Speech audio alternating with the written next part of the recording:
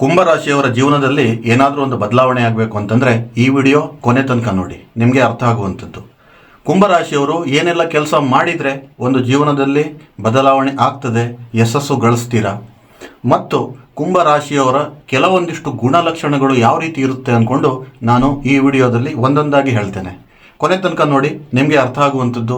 ಒಂದೊಮ್ಮೆ ನೀವು ಕುಂಭರಾಶಿಯವರಿದ್ದರೆ ಈ ವಿಡಿಯೋನ ಒಂದೊಂದು ಲೈನ್ ಕೂಡ ನೋಡಿ, ಅಥವಾ ನಿಮ್ಮವ್ರು ಯಾರಾದರೂ ಕುಂಭರಾಶಿಯವರಿದ್ದರೆ ಅವರಿಗೆ ಈ ವಿಡಿಯೋನ ಶೇರ್ ಮಾಡೋದನ್ನು ಮಾತ್ರ ಮರೆಯೋಕ್ಕೆ ಹೋಗಬೇಡಿ.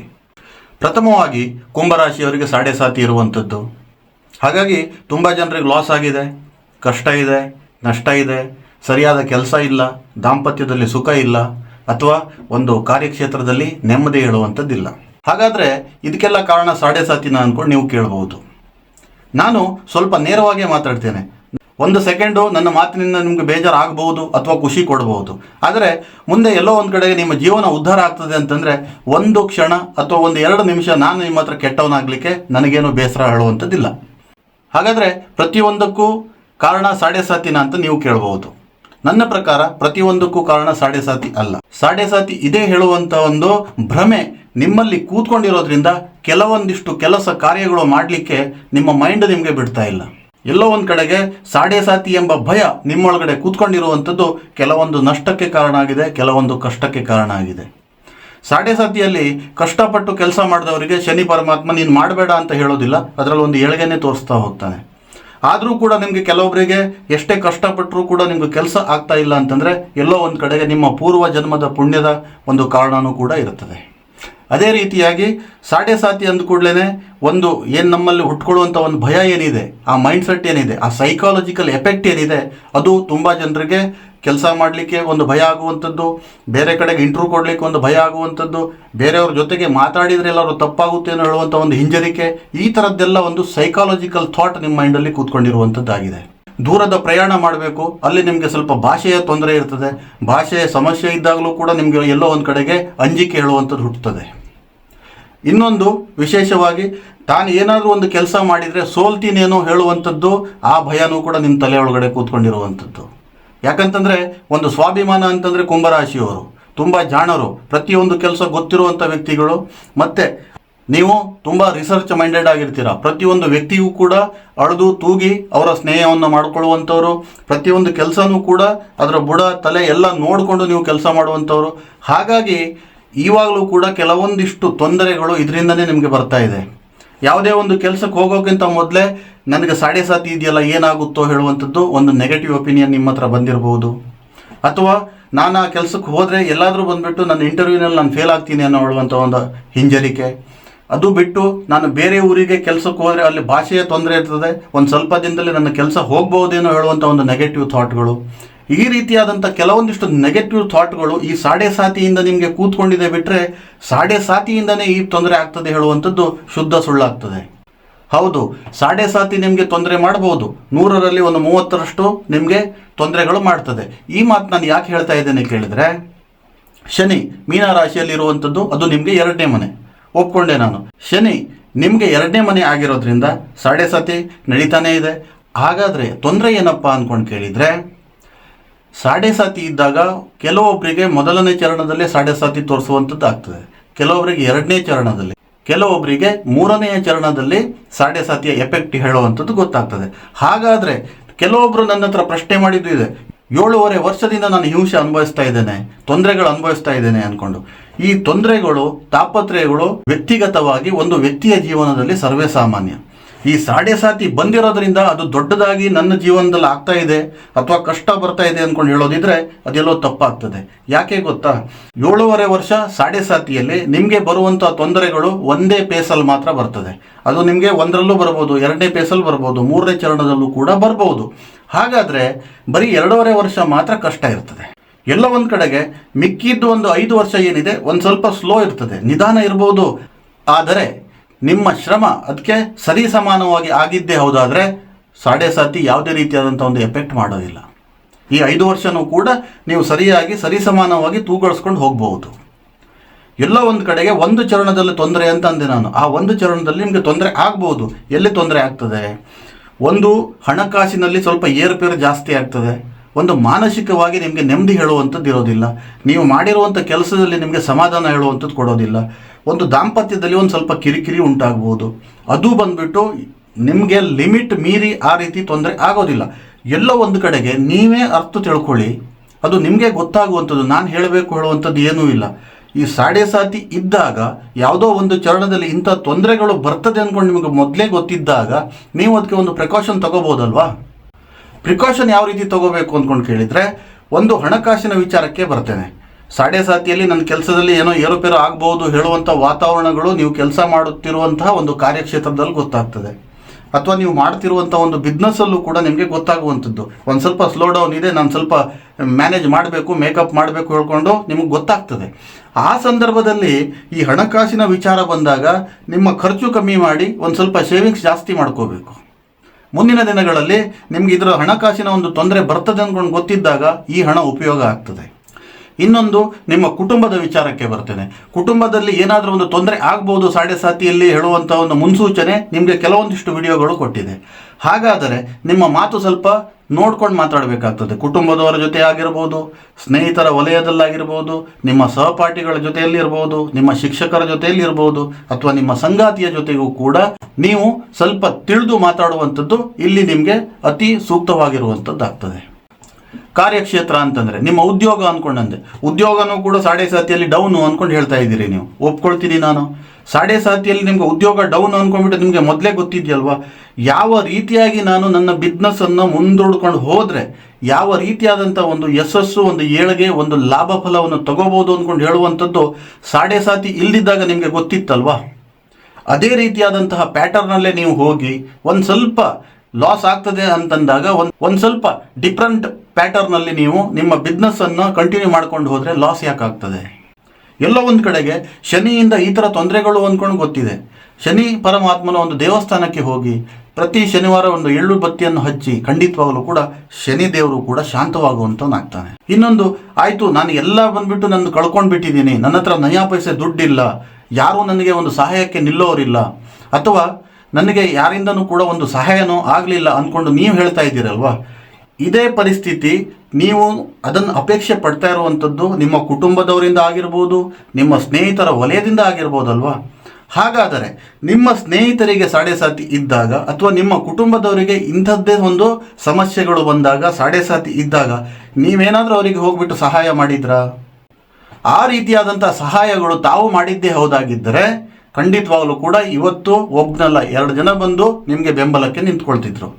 ನಾನು ಈ ಮಾತುಗಳನ್ನು ಹೇಳ್ತಾ ಇರುವಂಥದ್ದು 100ಕ್ಕೆ 100ರಷ್ಟು ಕುಂಭರಾಶಿಯವರಿಗೆ ಅಲ್ಲ, ಇಲ್ಲಿ ಯಾರ್ಯಾರಿಗೆಲ್ಲ ಇದು ಅವಲಂಬಿಸ್ತದೆ ಅಥವಾ ಶೇಕಡಾವಾರು ಒಂದು 70ರಷ್ಟು ಭಾಗದ ಜನ ಬಂದ್ಬಿಟ್ಟು ಇದೇ ರೀತಿಯಾದಂಥ ಒಂದು ತೊಂದರೆಗಳು ಅನುಭವಿಸ್ತಾ ಇರುವಂಥವ್ರಿಗೆ ಮಾತ್ರ ಈ ಮಾತನ್ನು ನಾನು ಹೇಳ್ತಾ ಇದ್ದೇನೆ. ದಯವಿಟ್ಟು ಕ್ಷಮೆ ಇರಲಿ, ನಿಮಗೆ ಮನಸ್ಸಿಗೆ ನೋವಾಗಿರ್ಬೋದು, ಆದರೆ ಇದರಲ್ಲಿ ಸತ್ಯ ಹೇಳುವಂಥದ್ದಿದೆ. ನೀವೇ ಬಂದ್ಬಿಟ್ಟು ಈ ವಿಡಿಯೋ ಮುಗಿದ ಮೇಲೆ ನೀವೇ ನಿಮಗೆ ಒಂದು ಸ್ವಲ್ಪ ಅನಾಲಿಸ್ ಮಾಡ್ಕೊಳ್ಳಿ, ನೀವೇ ನಿಮಗೆ ಒಂದ್ಸರಿ ಪರಿಶೀಲನೆ ಮಾಡ್ಕೊಳ್ಳಿ. ಖಂಡಿತವಾಗಲೂ ಕೂಡ ನಿಮ್ಮದೇ ಎಲ್ಲೋ ಒಂದು ಕಡೆ ತಪ್ಪಿರ್ತದೆ. ನೀವು ಕೇಳ್ಬೋದು, ಸರ್ ಎಲ್ಲ ತಪ್ಪು ನಮ್ಮ ಮೇಲೇ ಹೊರಿಸ್ತಾ ಇದ್ದೀರಲ್ವ ಅಂದ್ಕೊಂಡು. ತಪ್ಪು ನಾನು ಹೊರಿಸ್ತಾ ಇಲ್ಲ, ವಾಸ್ತವವಾಗಿ ಏನು ನಡೀತಾ ಇದೆ ನಿಮ್ಮ ಜೀವನದಲ್ಲಿ ಅಂದ್ಕೊಂಡ್ಬಿಟ್ಟು ನಾನು ಹೇಳ್ತಾ ಇದ್ದೇನೆ. ಇನ್ನೊಂದು, ಕುಂಭರಾಶಿಯವರಿಗೆ ಕೆಲವೊಂದು ವಿಚಾರಗಳಲ್ಲಿ ನನಗೆ ಎಲ್ಲ ಗೊತ್ತು, ನಾನು ತಿಳಿದವನು ಹೇಳುವಂಥದ್ದು ಮನಸ್ಸಲ್ಲಿ ಬಂದಿರ್ತದೆ. ಆ ಮನಸ್ಥಿತಿ ಏನಾಗ್ತದೆ ಕೇಳಿದರೆ, ನಿಮ್ಮ ಕೆಲಸ ಮಾಡುವಂಥ ನಿಮ್ಮ ಸಹಪಾಠಿಗಳ ಜೊತೆಗಾಗಿರ್ಬೋದು, ಮನೆಯಲ್ಲಿ ನಿಮ್ಮ ಸಂಗಾತಿ ಜೊತೆಗಾಗಿರ್ಬೋದು, ಮದುವೆ ಆಗದೇ ಇದ್ದವರು, ಅದು ಒಂದು ಪ್ರೀತಿಯಲ್ಲಿ ಇದ್ದವರು ನಿಮ್ಮ ಒಂದು ಗರ್ಲ್ ಫ್ರೆಂಡ್ ಮೇಲೆ ಇರ್ಬೋದು, ನಿಮ್ಮ ಒಂದು ಬಾಯ್ ಫ್ರೆಂಡ್ ಮೇಲೆ ಇರ್ಬೋದು, ಇಂತಹ ಕೆಲವೊಂದಿಷ್ಟು ವಿಷಯಗಳನ್ನು ನೀವು ಅವ್ರ ಮೇಲೆ ಇಂಪ್ಲಿಮೆಂಟ್ ಮಾಡಿದಾಗ ಇಂಥ ಎಫೆಕ್ಟ್ಗಳು ನಿಮಗೆ ರಿವರ್ಸ್ ಆಗುವಂಥದ್ದು ಆಗ್ತಾ ಇದೆ. ಹಾಗಾದರೆ ನಾನು ಏನು ಮಾಡಬೇಕು ಅಂದ್ಕೊಂಡು ಕೇಳ್ಬೋದು ನೀವು. ನಿಮಗೆ ಗೊತ್ತೋ ಗೊತ್ತಿಲ್ವೋ, ತಿಳಿದಿದ್ದೀರೋ ಅಥವಾ ತಿಳಿದಿಲ್ವೋ ಅದು ಬೇರೆ ವಿಚಾರ. ಆದರೆ ನಿಮ್ಮಿಂದನೂ ಕೂಡ ತುಂಬ ಜನರಿಗೆ ಮೋಸ ಆಗಿರುವಂಥದ್ದಿದೆ. ಅದು ಕೆಲವೊಂದು ಟೈಮಲ್ಲಿ ಬೈ ಚಾನ್ಸ್ ಆಗಿ ಆಕಸ್ಮಿಕವಾಗಿ ನಿಮ್ಮಿಂದ ಆಗ್ತದೆ. ನಿಮಗೆ ಆ ಉದ್ದೇಶ ಇರೋದಿಲ್ಲ ಮೋಸ ಮಾಡಬೇಕು ಹೇಳುವಂಥದ್ದು, ಆದರೂ ಕೂಡ ಆಗೋಗಿರ್ತದೆ. ಅದಕ್ಕೆ ಏನು ಮಾಡಲಿಕ್ಕೂ ಆಗೋದಿಲ್ಲ. ಕೆಲವೊಂದಿಷ್ಟು ವ್ಯಕ್ತಿಗಳು, ಯಾವುದೇ ರಾಶಿಯಾಗಿರಲಿ, ಕುಂಭರಾಶಿ ಅಂದ್ಕೊಂಡು ಮಾತ್ರ ನಾನು ಟಾರ್ಗೆಟ್ ಮಾಡಿ ಹೇಳ್ತಾ ಇಲ್ಲ, ಎಲ್ಲ ರಾಶಿ ಒಳಗಡೆನೂ ಇರ್ತದೆ. ಕುಂಭರಾಶಿಯವರಿಗೆ ಹೇಳೋದಿದ್ರೆ, ನಿಮಗೆ ಗೊತ್ತಿದ್ದು ಕೂಡ ನಿಮ್ಮಿಂದ ಕೆಲವೊಂದಿಷ್ಟು ಜನರಿಗೆ ಮೋಸ ಆಗಿದ್ದಿದೆ. ಒಂದು ನಿಮ್ಮ ಕೆಲಸದ ಕ್ಷೇತ್ರದಲ್ಲೇ ಆಗಿರ್ಬೋದು ಅಥವಾ ನಿಮ್ಮ ಸ್ನೇಹಿತರ ವಲಯದಲ್ಲಾಗಿರ್ಬೋದು. ನೀವೆಲ್ಲ ಒಂದು ಕಡೆಗೆ ನಾನು ಸೇಫ್ ಆಗಬೇಕು ಅಂದ್ಕೊಂಡು ಅಂದಾಗ 3ನೇ ವ್ಯಕ್ತಿ ಜೊತೆಗೆ ಅಥವಾ 3ನೇ ವ್ಯಕ್ತಿಯ ಕಡೆಗೆ ನೀವು ಬೆರಳು ತೋರಿಸಿರೋದು ಉಂಟು. ಅದೆಲ್ಲ ಬಂದ್ಬಿಟ್ಟು ಸಾಡೆ ಸಾತಿಯಲ್ಲಿ ಅದಕ್ಕೆಲ್ಲ ಒಂದು ರಿಸಲ್ಟ್ ಬರ್ತಾ ಹೋಗ್ತದೆ. ಆ ರಿಸಲ್ಟೇ ಈ ಥರದ್ದು ಒಂದು ನೋವು, ಕಷ್ಟ, ನಷ್ಟ ಇದೆಲ್ಲ ಕೂಡ್ಕೊಂಡಿರುವಂಥದ್ದಾಗ್ತದೆ. ಮೊದಲೆಲ್ಲ ಬಂದ್ಬಿಟ್ಟು 12 ವರ್ಷ ಹೋಗ್ತದೆ ಅಂದ್ಕೊಂಡು ಹೇಳ್ತಿದ್ರು. ಈ ಕಾಲದಲ್ಲಿ 12 ದಿನವೂ ಕೂಡ ಹೋಗೋದಿಲ್ಲ, ಇನ್ಸ್ಟಂಟ್ ಆಗಿರುವಂಥ ಒಂದು ರಿಸಲ್ಟ್ ಬಂದ್ಬಿಡ್ತದೆ. ಹಾಗಾದರೆ ಇಲ್ಲಿ ಒಂದು ಶಾರೀರಿಕವಾಗಿ ದೃಢವಾಗಿರುವಂತಹ ಒಂದು ವ್ಯಕ್ತಿತ್ವ ಅಂದರೆ ಕುಂಭರಾಶಿಯವರಾಗಿರ್ತೀರಿ. ನಿಮಗೆ ಯಾವುದೇ ಒಂದು ಕೆಲಸ ಕೊಟ್ಟರೂ ಕೂಡ ನೀವು ಅದಕ್ಕೆ ಆಗೋದಿಲ್ಲ ಅಂದ್ಕೊಂಡು ಹೇಳೋದಿಲ್ಲ. ಆದರೆ ಆ ಕೆಲಸ ಶುರು ಮಾಡೋಕ್ಕಿಂತ ಮೊದಲು ಅದ್ರ ಬಗ್ಗೆ ತಿಳ್ಕೊಂಡು ಅರ್ಥಕೊಂಡು ನೀವು ಕೆಲಸಕ್ಕೆ ಕೈ ಹಾಕುವಂಥವ್ರು, ಅದು ಕೂಡ ಯಶಸ್ವಿಯಾಗಿ ಪೂರ್ಣಗೊಳಿಸುವಂಥ ರಾಶಿ ಅಂತಂದರೆ ಕುಂಭರಾಶಿಯವರು. ನಾನು ಕುಂಭರಾಶಿ ಹಲವಾರು ವ್ಯಕ್ತಿಗಳಿಗೆ ಹತ್ತಿರದಿಂದ ನೋಡಿದ್ದೀನಿ. ಆದರೆ ನಿಮ್ಗೆ ಇಲ್ಲಿ ಕೈ ಕೊಡ್ತಾ ಇರುವಂಥ ವಿಷಯ ಏನು ಅಂದ್ಕೊಂಡು ಹೇಳಿದರೆ, ನನಗೆ ಗೊತ್ತು, ನಾನು ಮುಗಿಸ್ತೀನಿ ಹೇಳುವಂಥ ಒಂದು ಓವರ್ ಕಾನ್ಫಿಡೆನ್ಸ್ ಇದೆಯಲ್ಲ, ಅದು ಬಂದುಬಿಟ್ಟು ನಿಮಗೆ ಒಂದು ಸ್ವಲ್ಪ ಕಾಲಿಳಿತಾ ಇರ್ತದೆ, ಅಥವಾ ನಿಮ್ಮ ಯಶಸ್ಸಿಗೆ ಎಲ್ಲೋ ಒಂದು ಕಡೆಗೆ ಕತ್ತರಿ ಇಡ್ತಾ ಇರ್ತದೆ. ಅದು ಏನಾಗ್ತದೆ ಕೇಳಿದ್ರೆ, ಇಂಥ ಓವರ್ ಕಾನ್ಫಿಡೆನ್ಸಲ್ಲಿ ಮೂರನೇ ವ್ಯಕ್ತಿ ಜೊತೆಗೆ ನೀವು ಮಾತಾಡಿದಾಗ ಆ ವ್ಯಕ್ತಿಗಳಿಗೆ ಇವನಿಗೇನೋ ಅಹಂಕಾರ ಜಾಸ್ತಿ ಇದೆ ಅಥವಾ ಇವನಿಗೆ ದುರಂಕಾರ ಅಂದ್ಕೊಂಡ್ಬಿಟ್ಟು ತಪ್ಪಾಗಿ ನಿಮಗೆ ಅರ್ಥ ಮಾಡ್ಕೊಳ್ಳುವಂಥದ್ದಾಗ್ತದೆ. ಆದರೆ ಅದು ನೀವು ಮಾಡ್ತೀರಾ, ನಿಮ್ಗೆ ಆ ಕಾನ್ಫಿಡೆನ್ಸ್ ಲೆವೆಲಲ್ಲಿ ನೀವು ಹೇಳಿರ್ತೀರಿ. ಯಾಕಂತಂದರೆ ನೀವು ಪ್ರಬಲವಾಗಿರ್ತೀರಿ, ಕೆಲಸದಲ್ಲಿ ತುಂಬ ಪ್ರತಿಭೆ ಉಳ್ಳ ವ್ಯಕ್ತಿಗಳಾಗಿರ್ತೀರಿ. ಅದು ನಿಮ್ಮೊಳಗಡೆ ಇರುವಂಥ ಕಾನ್ಫಿಡೆನ್ಸು, ನಾನು 100% ಸಕ್ಸಸ್ಫುಲ್ಲಾಗಿ ನನ್ನ ಕೆಲಸ ಮುಗಿಸ್ತೇನೆ ಹೇಳುವಂಥದ್ದು. ಅದೇ ಮಾತು ಬೇರೆ ವ್ಯಕ್ತಿ ಜೊತೆಗೆ ನೀವು ಹೇಳಿದಾಗ ಅವರಿಗೆ ನಿಮ್ಮ ಮೇಲೆ ಅಹಂಕಾರ ಇದೆ ಅಂದ್ಕೊಂಡ್ಬಿಟ್ಟು ಅವರು ನಿಮ್ಮನ್ನು ತಪ್ಪಾಗಿ ಅರ್ಥ ಮಾಡ್ಕೊಳ್ತಾ ಇದ್ದಾರೆ. ಇಷ್ಟೇ ಇದರ ವಾಸ್ತವ. ಅರ್ಥ ಆಯ್ತಲ್ವಾ? ಇನ್ನೊಂದು ವಿಶೇಷ ಗುಣ ಅಂತಂದರೆ ಕುಂಭರಾಶಿಯವ್ರದ್ದು, ಸಾಮಾನ್ಯವಾಗಿ ಯಾವುದೇ ವ್ಯಕ್ತಿಗಳಿಗೂ ಕೂಡ ನೀವು ನಂಬಲಿಕ್ಕೆ ಹೋಗೋದಿಲ್ಲ. ಒಂದು ಸಾರಿ ನಂಬಿದರೆ ಅವನು ಕಳ್ಳ ಆಗಿರಲಿ, ಸುಳ್ಳಾಗಿರಲಿ, ಮೋಸಗಾರ ಆಗಿರಲಿ, ಯಾರೇ ಆಗಿರಲಿ ಅವನಿಗೆ ಕೊನೆ ತನಕ ಕೈ ಬಿಡುವಂಥ ವ್ಯಕ್ತಿಗಳು ಕೂಡ ನೀವಲ್ಲ. ಇಲ್ಲಿ ಏನಾಗಿದೆ ಕೇಳಿದ್ರೆ, ಕೆಲವೊಂದಿಷ್ಟು ಈ ಬಣ್ಣದ ಒಂದು ಮುಖವಾಡವನ್ನು ಇಟ್ಕೊಂಡು ಬಂದಂಥ ವ್ಯಕ್ತಿಗಳಿಗೆ ನೀವು ನಂಬಿದ್ರ ಮೊದಲೇನೆ, ಅವರಿಗೆ ಮತ್ತೆ ಬಿಡಲಿಕ್ಕೂ ನಿಮ್ಮ ಹತ್ರ ಕಷ್ಟ ಆಗ್ತಾ ಇದೆ. ಹಾಗಾಗಿ ಕೆಲವೊಂದಿಷ್ಟು ಆ ವ್ಯಕ್ತಿಗಳ ಜೊತೆಗೆ ಸೇರಿ ನೀವು ಕೂಡ ತಪ್ಪು ಮಾಡಿದ್ದು ಉಂಟು. ಅದು ನಿಮ್ಗೆ ತಪ್ಪು ಅಂತ ಗೊತ್ತಾಗ್ತದೆ. ಆದರೂ ಕೂಡ ಎಲ್ಲೋ ಒಂದು ಕಡೆ ನನ್ನ ಸ್ನೇಹಿತ ಏನು ಮಾಡೋದು, ಅವನಿಗೆ ನಂಬಿದ್ದೀನಿ, ಅವನು ಸರಿಯೇ ಇದ್ದಾನೆ, ಏನೋ ಒಂದು ಸಣ್ಣ ಪುಟ್ಟ ಗ್ರಾಚಾರದ ತೊಂದರೆ ಇರ್ಬೋದೇನೋ ಹೇಳುವಂಥದ್ದು ನಿಮ್ಮ ಮನಸ್ಸಲ್ಲಿ ಅದು ದೃಢವಾಗಿ ಕೂತ್ಕೊಂಡಿರ್ತದೆ. ಅಂಥ ವ್ಯಕ್ತಿಗಳಿಂದನೂ ಕೂಡ ನೀವು ಕೆಲವೊಂದಿಷ್ಟು ತೊಂದರೆಗೆ ಸಿಕ್ಕಾಕೊಂಡಿದ್ರಿ. ನೀವು ಅಂದುಕೊಂಡಿರುವಂಥ ಕೆಲಸ ಪರಿಪೂರ್ಣವಾಗಿ ಮುಗಿಸುವಂಥ ರಾಶಿಯವರು ಅಂತಂದರೆ ಕುಂಭರಾಶಿಯವರು. ಇಲ್ಲಿ ಇದರಿಂದ ಒಂದು ಮುಳುವು ಕೂಡ ನಿಮಗೆ ಇದೆ. ಏನಪ್ಪ ಕೇಳಿದರೆ, ಒಂದು ಕಂಪ್ನಿಯಲ್ಲಿ ನೀವು ಕೆಲಸ ಮಾಡ್ತಾ ಇದ್ದರೆ ನಿಮಗೆ ಒಂದು ಕೆಲಸ ತೋರಿಸಿದ ಕೂಡಲೇ ಮುಗಿಸ್ತೀನಿ ಅಥವಾ ಮುಗಿಸ್ತಾನೆ ಹೇಳುವಂಥ ಕಾನ್ಫಿಡೆನ್ಸು ನಿಮ್ಮ ಹೈಯರ್ ಅಥಾರಿಟಿಗೂ ಕೂಡ ಇರ್ತದೆ. ಆವಾಗ ನಿಮಗೆ ಅಲ್ಲಿ ಬಹಳ ಒಂದು ಪ್ರೆಷರೈಸ್ ಆಗಿಬಿಟ್ಟು ಬಳಕೆ ಮಾಡಿಕೊಳ್ಳುವಂಥದ್ದು ಕೂಡ ಆಗ್ತಾ ಇದೆ. ತುಂಬ ಜನರಿಗೆ, ಒಂದು ವ್ಯಕ್ತಿಗೆ ಅಥವಾ ಒಂದು ಗಂಡಾದರೂ ಬಂತು, ಒಂದು ಹೆಣ್ಣಾದರೂ ಬಂತು, ನಾನು ಇಬ್ಬರಿಗೂ ಸೇರಿಸ್ಬಿಟ್ಟು ಈ ವಿಡಿಯೋ ಮಾಡ್ತಾ ಇರುವಂಥದ್ದು, ಇವನ ಹತ್ರ ಆಗ್ತದೆ ಅಂದ್ಕೊಂಡ್ಬಿಟ್ಟು ನಿಮ್ಮ ಮೇಲಧಿಕಾರಿಗೆ ಗೊತ್ತಾದರೆ ನಿಮಗೆ ಅಲ್ಲಿ ಟಾರ್ಗೆಟ್ ಮಾಡ್ತಾ ಇರ್ತಾರೆ. ಹೇಗಿದ್ರೂ ಕೂಡ ಇವನು ಪರ್ಫೆಕ್ಟಾಗಿ ಮಾಡ್ತಾನೆ, ಇವನ ಹತ್ರನೇ ಮಾಡ್ತಾನೆ ಹೇಳುವಂಥ ಒಂದು ಮನಸ್ಥಿತಿಗೆ ಅವರು ಬಂದಿರ್ತಾರೆ. ಹಾಗಾಗಿ ತುಂಬ ಜನರಿಗೆ ಕೆಲಸದಲ್ಲಿ ಈ ಸಂದರ್ಭದಲ್ಲಿ ತುಂಬ ಪ್ರೆಷರ್ಗಳು ಜಾಸ್ತಿ ಇದೆ. ನಿಮ್ಮ ಮನಸ್ಸಿಗೆ ಏನು ಅನಿಸ್ತದೆ ಕೇಳಿದ್ರೆ, ನನಗೆ ಸಾಡೆ ಸಾತಿದೆ, ಹಾಗಾಗಿ ನನಗೆ ಈ ಥರದ್ದೆಲ್ಲ ತೊಂದರೆಗಳು ಅಂದ್ಕೊಂಡು. ಆ್ಯಕ್ಚುಲಿ ಬಂದು ಅಲ್ಲಿ ಸಾಡೆ ಸಾತಿ ಕಾರಣ ಆಗಿರೋದಿಲ್ಲ, ನಿಮ್ಮ ಟ್ಯಾಲೆಂಟು ಆ ರೀತಿಯಾಗಿದೆ. ಟ್ಯಾಲೆಂಟ್ ಎಲ್ಲರ ಹತ್ರನೂ ಇರಬೇಕು. ಪ್ರತಿಭೆ ಹೇಳುವಂಥದ್ದು ಅದು ನೀವು ಬೈ ಬರ್ತೆ ಪಡ್ಕೊಂಡು ಬಂದಿರುವಂಥದ್ದು, ಅದು ಯಾರ ಮನೆ ಸ್ವತ್ತು ಕೂಡ ಅಲ್ಲ. ಹಾಗಾಗಿ ಯಾರು ಮುಂದೆ ನಿಮ್ಮ ಪ್ರತಿಭೆಯನ್ನು ಎಷ್ಟು ಉಪಯೋಗ ಮಾಡಬೇಕು ಅಥವಾ ಎಷ್ಟನ್ನು ತೋರಿಸ್ಬೇಕು ಹೇಳುವಂಥದ್ದು ಅದು ನಿಮಗೆ ಬಿಟ್ಟಿರುವಂಥ ಒಂದು ವಿಚಾರ ಆಗಿರ್ತದೆ. ಇನ್ನು ಕುಂಭರಾಶಿಯವರು ಯಾರ್ದೋ ಒಂದು ವ್ಯಕ್ತಿಯ ಮೇಲೆ ಯಾವುದೋ ಒಂದು ನಿರ್ಧಾರ ತಗೊಂಡಿರ್ತೀರಿ. ಒಂದು ಅವ್ನ ಫ್ರೆಂಡ್ಶಿಪ್ ಸರಿ ಇಲ್ಲ ಅಥವಾ ಆ ವ್ಯಕ್ತಿ ಸರಿ ಇಲ್ಲ ಅಂದ್ಕೊಂಡ್ಬಿಟ್ಟು ಒಂದು ಸಾರಿ ನೀವು ನಿರ್ಧಾರ ಮಾಡಿದರೆ ಅದು ನಿಮ್ಮ ಲೈಫ್ ಟೈಮ್ ಒಂದು ಫೈನಲ್ ಒಂದು ಜಡ್ಜ್ಮೆಂಟ್ ಆಗಿರ್ತದೆ.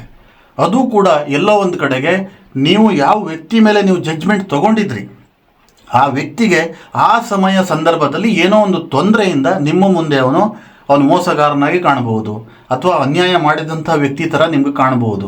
ಆದರೆ ವಾಸ್ತವವಾಗಿ ಆ ವ್ಯಕ್ತಿ ಆ ರೀತಿ ಇರೋದಿಲ್ಲ.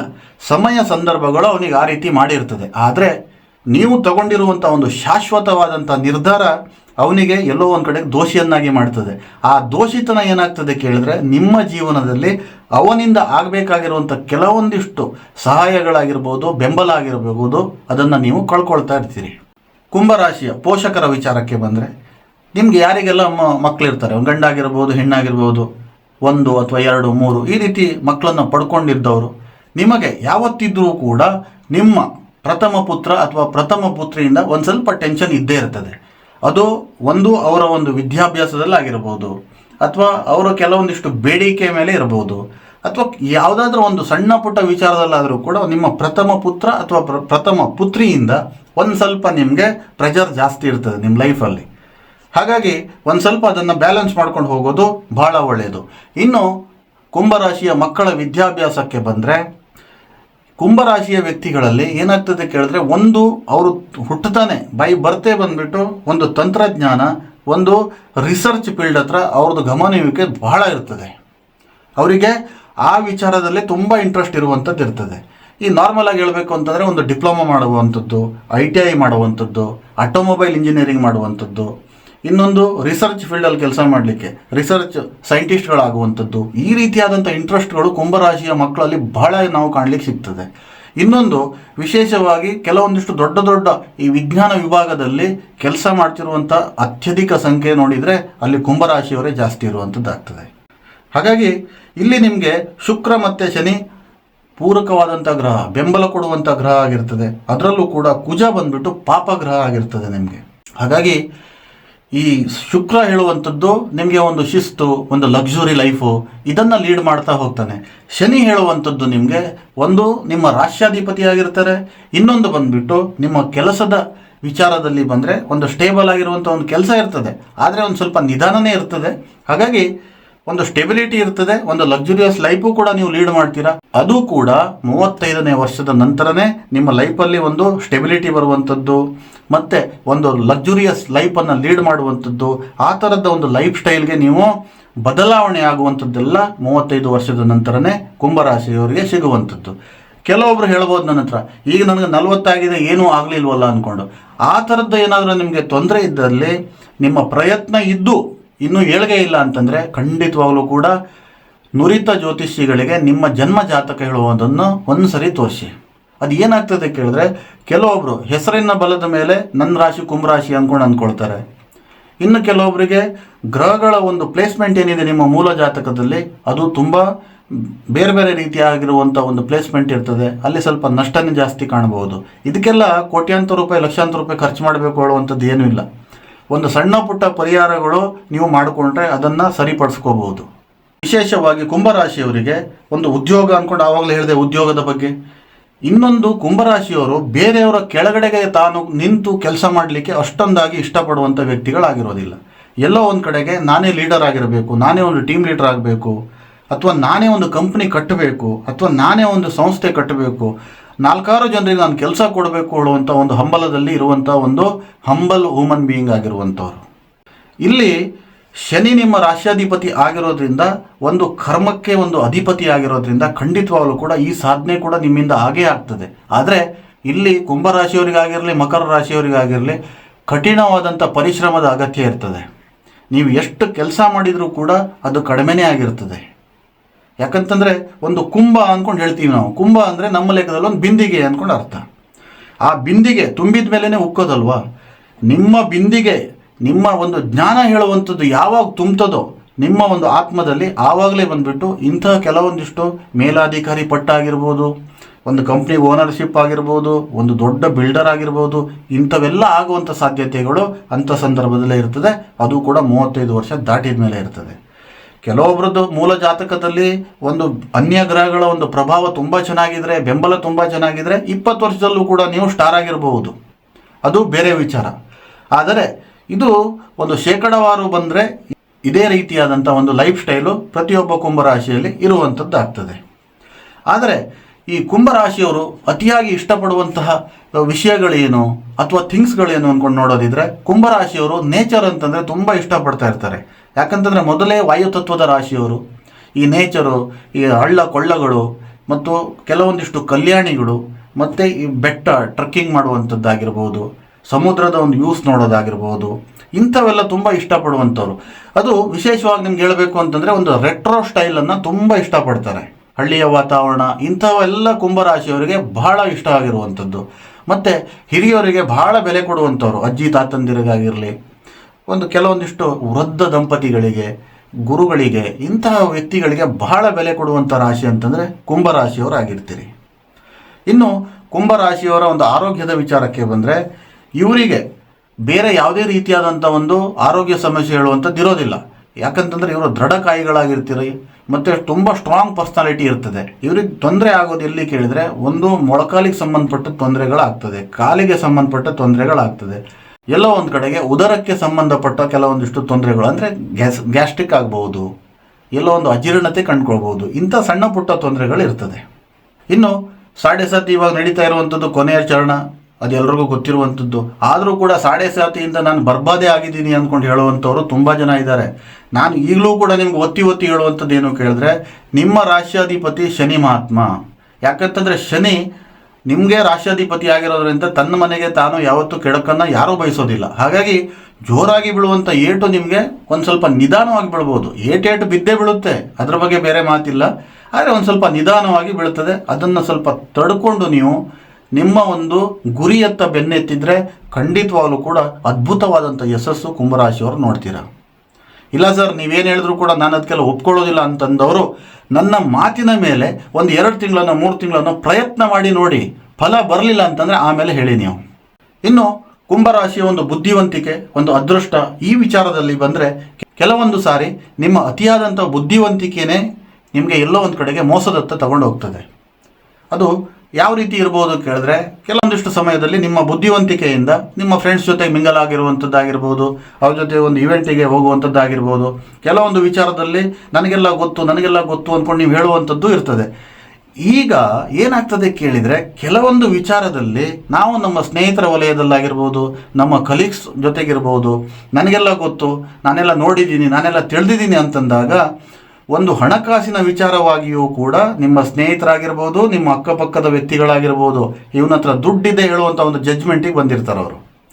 ಆವಾಗ ಎಲ್ಲೋ ಒಂದು ಕಡೆ ನಿಮ್ಮ ಹತ್ರ ಸಾಲ ಇಸ್ಕೊಳ್ಳೋದು, ಅದು ಕೊಡದೇ ಇರುವಂಥದ್ದು, ಅಥವಾ ಯಾವುದೊಂದು ಹೋಟೆಲ್ಗೆ ಹೋದಾಗ ನಿಮ್ಮ ಹತ್ರನೇ ಬಿಲ್ ಪೇ ಮಾಡಿಸುವಂಥದ್ದು, ಅಥವಾ ನಿಮ್ಮ ಹತ್ರ ಆಗುವಂಥ ಕೆಲವೊಂದಿಷ್ಟು ಕೆಲಸಗಳಿಗೆ ನಿಮ್ಮ ಸೈನ್ ತೊಗೊಂಡ್ಬಿಡೋದು, ಅಥವಾ ನಿಮ್ಮದೇ ವಿಟ್ನೆಸ್ ಹಾಕ್ಸ್ಕೊಂಡ್ಬಿಡೋದು, ಈ ರೀತಿಯಾದಂಥ ಒಂದು ಕೆಲವೊಂದಿಷ್ಟು ಮೋಸಗಳು ಕೂಡ ಆಗ್ತದೆ. ಹಾಗಾಗಿ ವಿಡಿಯೋ ಸ್ವಲ್ಪ ಉದ್ದಾಗಿದ್ರೂ ಕೂಡ ಕೊನೆ ತನಕ ನೋಡಿದ್ರಿ ಅಂತ ನಾನು ನಂಬಿದ್ದೇನೆ. ಮತ್ತೊಮ್ಮೆ ಎಲ್ಲ ನನ್ನ ಕುಂಭರಾಶಿಯ ಬಂಧುಗಳಿಗೆ ನಮಸ್ಕಾರ. ನಿಮಗೇನಾದರೂ ಈ ವಿಡಿಯೋದ ಪಾರ್ಟ್ 2 ಬೇಕಾದಲ್ಲಿ ಖಂಡಿತವಾಗಲೂ ಕೂಡ ಕಾಮೆಂಟ್ ಮಾಡಿ ಅಂತ ಹೇಳ್ತಾ, ಎಲ್ರಿಗೂ ಮತ್ತೊಮ್ಮೆ ನಮಸ್ಕಾರ ಅಂತ ಹೇಳ್ತಾ, ಸರ್ವೇ ಜನಃ ಸುಖಿನೋ ಭವಂತು.